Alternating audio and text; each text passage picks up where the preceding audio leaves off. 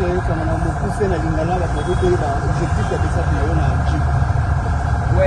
ndenge to banda na Congo central, musala pour récupérer, pour identifier, pour récupérer, pour sécuriser na pour valoriser biloko ya ancien combattant. Tuuti au Katanga lwalaba, wana tuzana Kinshasa na nji. Oui, awa eloko déranger ngai ezaki. Ndaku ya ancien combattant bozomona. Siko bazoya kotanga que moi si a au magistrat moko ya kata kutu koleka na ancien combattant. Et puis akangisa batu ne yango tolobi quel que soit mon conseil de ministre pesa kibiso ngisa eza présidé na chef de l'état qui est le magistrat suprême. Alors ce qui est kobimateur muto aleki mokonzi mboka aleki magistrat suprême yem to akotika la nani ce qui wana te en tout cas to ko récupérer balinga te biloko nyonso ya ancien combattant to ko zo yango pe ko zonga na kati ya ancien combattant.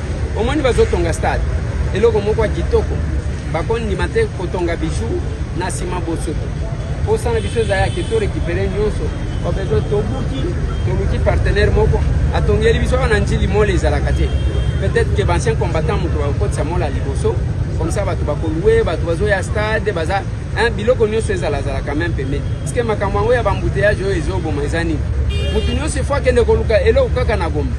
Mais on peut quand même faire d'autres projets. Nabakoto, Hermoko, ancien combattant, de Mtouabozala, Batouali, Bosala. Comment on peut excellence dans le cadre tribunal de la grande instance Yawa, présence dans le cadre pour les alaki pour l'année. Exactement, parce que bah, ici, que maman, moi, si à. Bon, c'est pour elle, nous avons confirmé. Moi, si à au magistrat, pour Batani, comme il y a papa Kayumba, maman, comme on a eu maman Marguerite, il y a eu comme on a eu Bangote. Toji ke ya kanisa na eba. Oji témoignage ya papa wana lobike. Auta yuko kanisa garçon moko. Garçon wana kenda ko sala 2 semaines, ti garçon wana yeko kufa. Donc ozomona ke toza quand même na bato makasi. Alors tant toji ke dossier za na tribunal ne to ke ko tout na soki za na niveau nini. Pe ko ebisa ba magistrat ke intérêt ya ancien combattant, intérêt ya l'état isalien. Merci beaucoup. Merci. La première des choses ici, c'est de rappeler que Son Excellence Monsieur le Président de la République, Son Excellence Félix Tshisekedi, garant du bon fonctionnement des institutions, nous demande à nous, élus, de revenir vers la base et rester à proximité de nos populations, tel que cela est demandé par la Constitution. Et ici, moi, en tant que sénateur, en tant que président du Sénat, élu de la province de Haut-Katanga, je remercie le bureau de l'Assemblée provinciale du Haut-Katanga à travers son président qui ici a accordé à ce que je puisse être reçu et permettre des échanges avec les élus provinciaux de cette province qui nous est chère, toutes tendances confondues.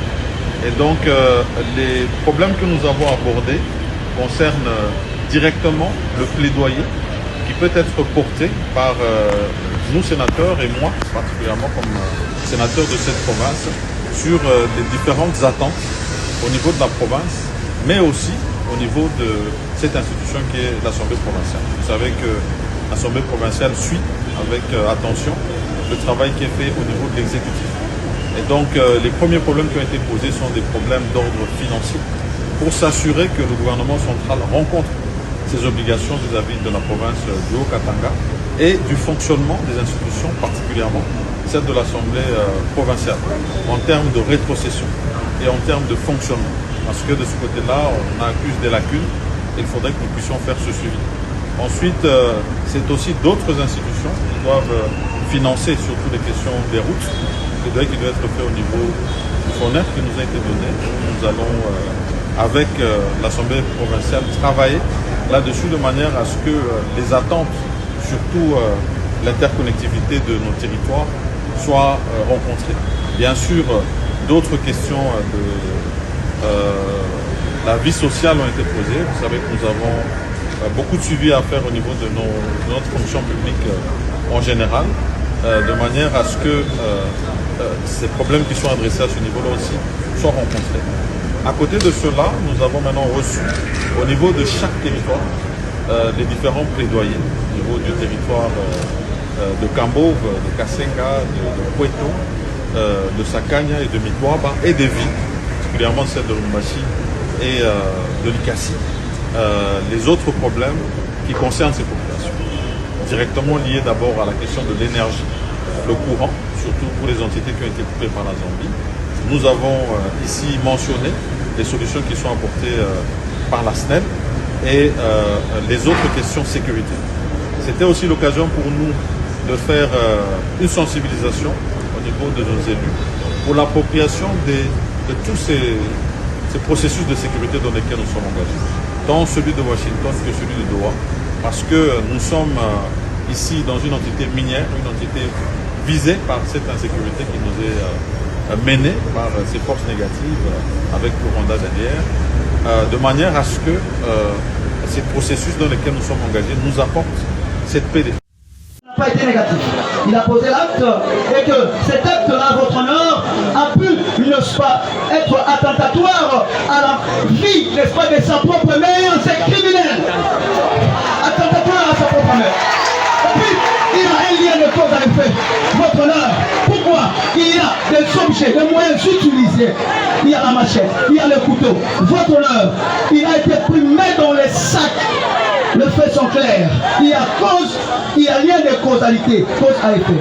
Votre honneur pour l'intention, parce que nous n'allons pas user de votre temps du fait que, exactement, nous n'allons pas dire que le ministère public nous a équillés, mais les faits sont tellement clairs de votre honneur, puisque l'anthropophagie d'ailleurs dans l'intention révèle que le monsieur en question était en train de couper la chair de sa mère en morceaux pour en manger.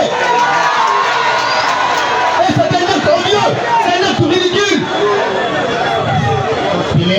Exactement, votre honneur, pour l'intention, cette intention, votre honneur, de donner la mort a été, n'est-ce pas, assortie de la résolution réfléchie et planifiée.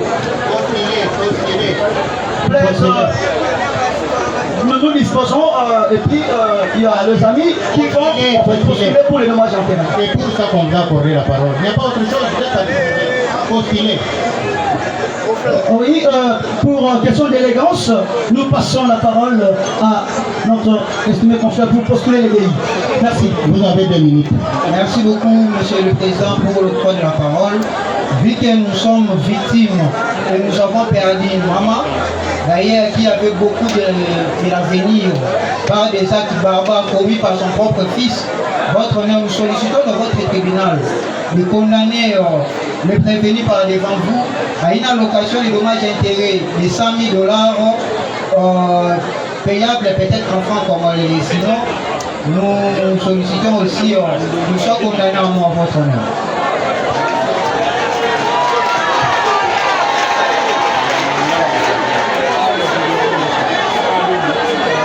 Le tribunal vous remercie et prend acte de votre plaidoirie. Remettez les médailles du plaidoirie. Maintenant, le tribunal passe la parole au procureur de la République pour ses réquisitions. Procureur, vous avez la parole. Merci, monsieur. Vous épargnez des faits parce que ces derniers ne souffrent pas de contradictions. Simplement, nous allons atterrir en droit. Et lorsque nous allons atterrir en droit, comme nous sommes en train d'analyser les 2 infractions relativement à l'assassinat et l'anthropophagie, nous allons passer la parole aux collègues pour l'anthropophagie et nous allons développer l'assassinat. Et tout ça sera fait en peu de temps pour vous épargner de Dieu, le reste qui est sacré. Monsieur le Président, le prévenu par devant vous, est poursuivi de l'assassinat. Le prévenu par devant vous, nous le qualifions d'assassin. Pourquoi nous disons qu'il est assassin?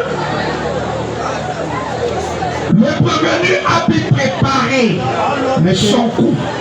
Attendez, monsieur le procureur, quand le ministère public requiert, le prévenu doit être debout. Mettez-vous debout. Et approchez-vous de la barre. Merci. Ok, là, merci. Allez-y. Procureur, vous avez la parole. Merci, monsieur le Président. De par les faits, il est encore impérieux de vous rappeler qu'en date du 25 février 2026, Les corps sans vie de Madame Lonanda Mati Gertrude Loanda. Ce corps a été retrouvé dans la maison où habitait celle-ci. Ce corps était décomposé, les jambes coupées, calcinées. Et après fuite de la maison suspecte par les éléments de la police, le jeune homme ici présent a été retrouvé sous les liens qu'il a promis. Il était très content de sa mère. Il s'est mis à porter des coups sur sa mère jusqu'à ce qu'il s'est permis de prendre des machettes, couper sa mère en morceaux. Il a dépiécé le corps de sa mère. Il a même calciné. N'est pas fini. Il a considéré la chair de sa mère comme une chair capable d'être mangée. Il l'a mangée. Parce qu'elle ne pouvait pas comprendre que le corps ne soit pas retrouvé en entier. Pendant qu'il y a des parties qui se sont retrouvées dans la chambre. Ce monsieur, c'est un cannibaliste. La personne qui mange la chair humaine. Monsieur le Président, l'assassinat est défini comme étant le meurtre accompli avec préméditation. C'est-à-dire la mort d'homme qu'on cause à quelqu'un avec une préparation bien donnée. Pourquoi nous disons que c'est l'assassinat? Parce que ce monsieur savait qu'en portant des coups à l'aide de machettes, la mère allait trouver la mort. Donc il a préparé son chemin et il est tombé sous le coup de l'assassinat. Il vient par devant vous. Il se fait passer comme quelqu'un qui ne réfléchit pas. Et ce qu'il dit est lucide, mais non cohérent. Pardon, il vous fait voir qu'on ne l'a pas retrouvé dans la maison, et pourtant, nous sommes venus le trouver dans la maison. S'il était conscient qu'il est venu trouver le corps de sa mère, il aurait dû sortir, crier, aller alerter les voisins et la police. Mais pourquoi le monsieur s'est caché? C'est parce qu'il connaissait ce qu'il vient de faire. De ce monde. Procureur de la République, adressez-vous au tribunal. Je m'adresse à vous, Monsieur le Président. Merci. Merci. L'on croyait.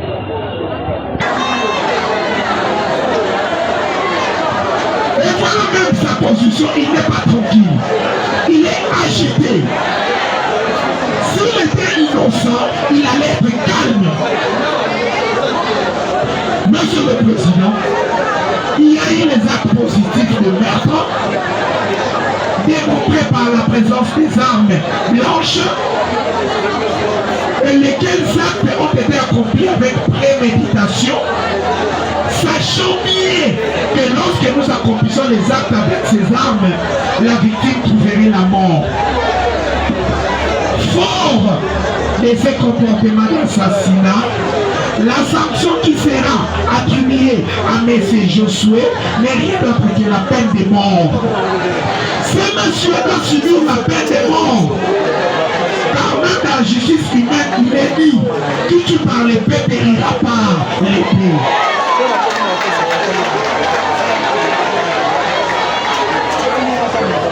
Curieusement, il ne s'est pas arrêté à l'assassinat. Il a rallongé son comportement par l'anthropophagie, que je laisse la parole à mon collègue pour compléter dans 5 minutes. Procureur, vous avez la parole. Madame la procureure, c'est pour développer sur l'anthropophagie. Vous avez la parole. Merci, Monsieur le Président, pour la parole que vous nous accordez. Monsieur le Président, c'est vraiment avec amertume que nous prenons parole par devant vous ce soir pour développer sur l'anthropophagie un acte commis par un fils contre sa mère, sa propre mère. Tout à l'heure, Monsieur le Président, vous avez suivi notre collègue qui a dit que on croirait que avoir un enfant serait une bénédiction, surtout un garçon qui vient après 3 filles. que cela serait une bénédiction. Mais voilà, Monsieur le Président, qu'aujourd'hui, nous constatons que cela est une malédiction. Une mère qui vous a porté pendant 9 mois, qui a supporté même les douleurs d'enfantement, étant comme nous connaissons ce que ça fait, surtout quand il s'agit d'avoir un garçon. Mais lequel garçon qui, après quelques temps, va comparaître pour vous avoir tué? Non seulement il se limite à vous tuer, mais également à vous décomposer et à commencer à bouffer votre chair. Monsieur le Président, c'est quoi l'anthropophagie? Nous avons, Monsieur le Président, les infractions de A à Z de Boni Chizungu à la page 72. Par définition, il dit ce qui suit. L'anthropophagie est le fait de manger, de consommer, de se restaurer, de se nourrir de la chair humaine ou d'absorber du sang ou de la cervelle humaine. Dans les cas sous examen, Monsieur le Président, il s'agit bel et bien de la chair humaine qui a été retrouvée, Monsieur le Président, dans la maison où réside le prévenu si présent. Et en plus, Monsieur le Président, non seulement dans un congélateur, tout à l'heure là il vous a dit, dans notre maison nous mettons plusieurs provisions, il a parlé des haricots, des riz, des braises. Curieusement, Monsieur le Président, même la chair humaine était devenue une provision pour lui. Et quelle chair pour lui? De quelle provision? Il s'agit de quelle chair? La chair de sa propre mère. Qu'il a, Monsieur le Président, fait décomposer et dont les morceaux s'est retrouvé dans une casserole dans sa propre chambre. Monsieur le Président, cette infraction requiert également des éléments constitutifs, notamment matériels et moraux. Sur le plan matériel, Monsieur le Président, il y a des actes qu'on appelle des actes d'anthropophagie. Et parmi les actes d'anthropophagie, Monsieur le Président, il y a entre autres, Monsieur le Président, ce qu'on appelle la détention de la chair humaine. La détention de la chair humaine. Vous avez posé la question aux prévenus si dans leur maison ils cohabitent avec qui. Il a dit clairement par devant vous qu'il habitait seul avec sa mère. Laquelle mère, Monsieur le Président, s'est retrouvée au congélateur, dont certaines parties du corps ne sont pas retrouvées. Et certaines parties du corps, votre tribunal, Monsieur le Président, ont été bien cités par devant vous, par les témoins, les renseignants qui ont défilé par devant vous, notamment la partie de la jambe qui s'est retrouvée, et la partie de la tête calcinée et la colonne vertébrale. Mais où sont parties d'autres parties du corps? Où sont parties d'autres parties du corps? Les prévenus ne vous a pas dit, Monsieur le Président, où est-ce qu'il a mis ces parties du corps de sa mère. Et donc, Monsieur le Président, alors qu'on a retrouvé, Monsieur le Président, un brassereau dans la cuisine, qui contenait déjà des braises allumées, éteintes, et donc l'autre partie du corps, notamment une partie de la cuisse, qui serait retrouvée dans sa chambre. Et à côté, on retrouve des machettes et des couteaux. Cela prouve à suffisance, Monsieur le Président, qu'elle est prévenue si présent. Au-delà, Monsieur le Président, de manger du riz et des haricots, il a également, Monsieur le Président, mangé la chair de sa mère. Il a également mangé, Monsieur le Président. Mais, Monsieur le Président, les doctrinaires qui ont eu à développer, Monsieur le Président, cette infraction ne s'arrête pas seulement que, Monsieur le Président, il ne suffit pas seulement que la viande soit consommée, mais le fait même de posséder la chair humaine constitue l'infraction de l'anthropophagie. Nous lisons, Monsieur le Président, à votre attention, le professeur Lukou Diabolongo dans son ouvrage Droit pénal spécial Zaïvois, tome 1, deuxième édition, à la page 131. Il dit ceci, Monsieur le Président.